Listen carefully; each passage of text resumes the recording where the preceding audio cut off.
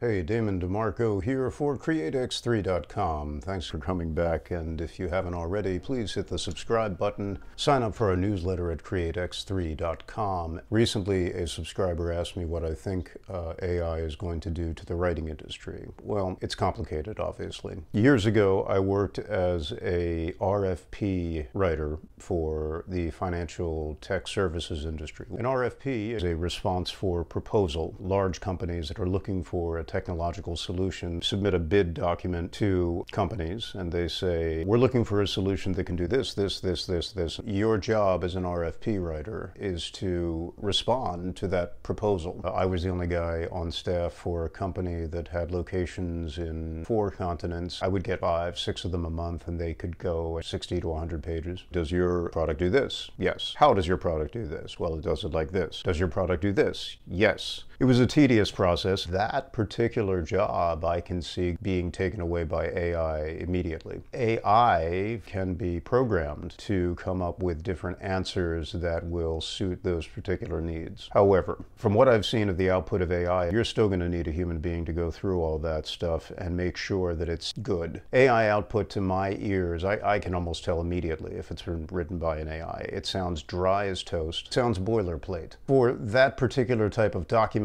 you don't need a whole lot of jazz behind it. There's not a whole lot of creativity behind it. It's pretty rote. And so I think it's probably fitting that AI will take over a lot of the work in that particular sector. However, we've already begun to see reports that AI across many different sectors is not relieving them of the burden of writing content. It is actually compounding the problem. I went to school with a really brilliant guy named Neil Clark. Neil is the founder and editor of Clark's World, the online science fiction magazine. Fantastic read. Go out, subscribe to it. Great storytelling. Neil's done a fantastic job. He's won multiple awards. Years ago, I submitted some of my stories to Neil's magazine, and they were all rejected very kindly, and they should have been. They were hastily conceived and poorly wrought, and other writers were doing better work at the time. Neil was recently quoted in an article about the fact that many writers are now submitting what are clearly AI-generated short stories to his magazine, and how it's gumming up the works, and how, gosh, they're just really, really bad stories. And I think I know why, and I think you know why as well. Mastery of the story form requires patience, diligence, commitment. It also requires humanity, and that's something that artificial intelligence just doesn't have, or, to the best of my knowledge, ever will. Just for fun, I asked ChatGPT to try the following experiment. Write an hour-long television pilot episode that's about an alien invasion of New York City in 2023, and which is so good, it's certain to get bought by a producing entity.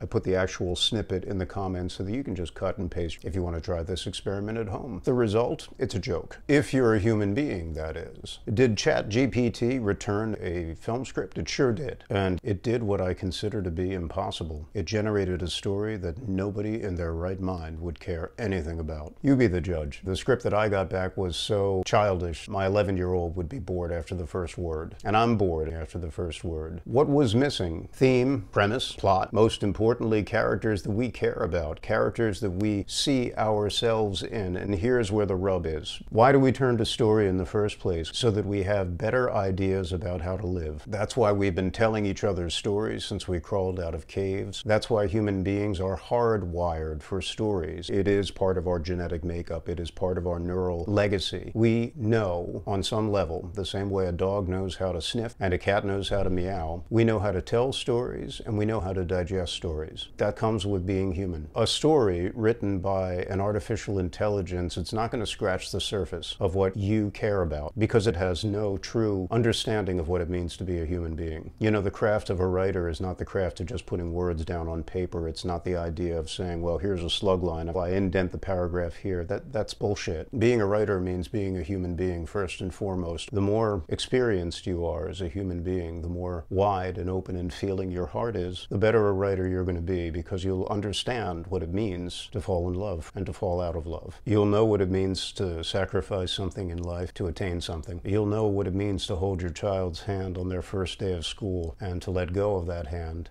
and to feel that beautiful pain in your heart. You'll know what it's like to sit by a parent's bedside as they transition from this world to the next. You'll know what it means to laugh with friends, to dance with a loved one, to have days where you ache for the beauty of everything, to feel righteous anger toward people who abuse others. You will understand the value of kindness and the normal fear of getting older and watching your capacities dwindle. You will know what passion is. You will understand irony. You will have a sense of humor.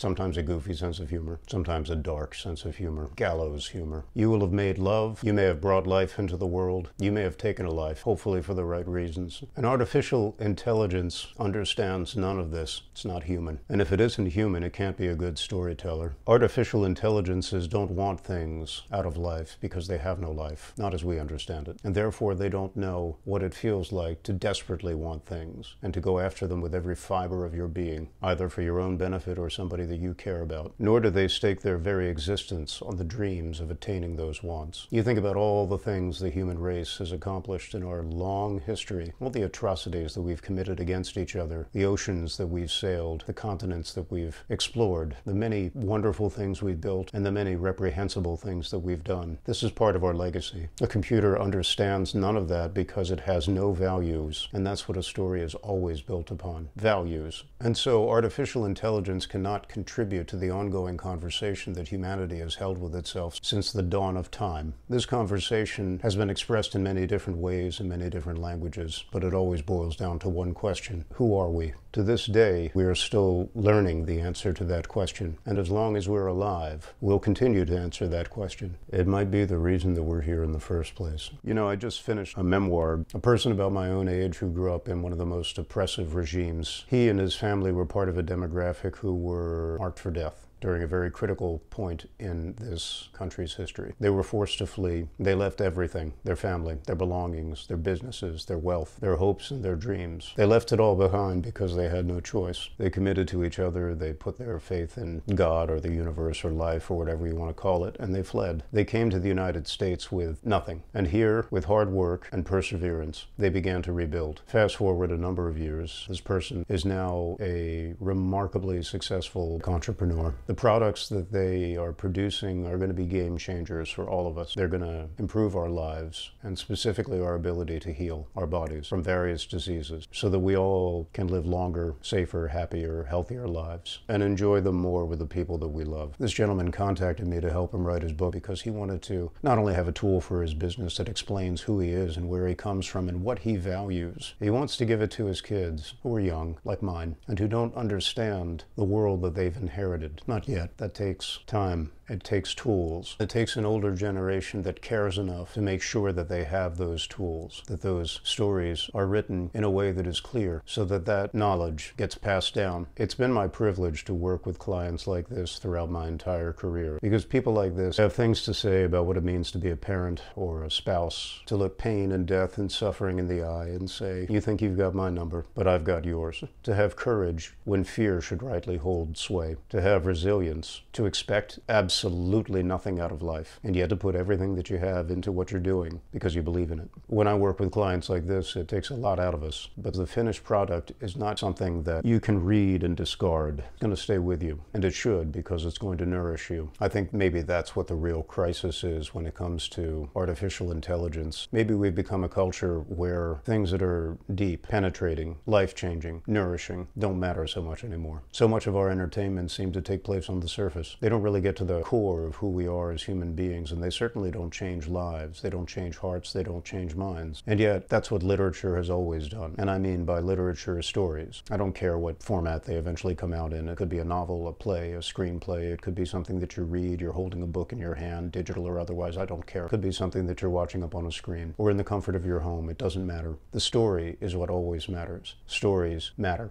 And an artificial intelligence just doesn't know how to do that. AIs offer us one thing that human beings can't possibly match, and that is speed. But when it comes to certain tasks like story, they're like ants. They're incredibly industrious. They can accomplish great things. But you can't expect an ant to fly like an eagle. You can't expect an ant to understand what it means to be more than that.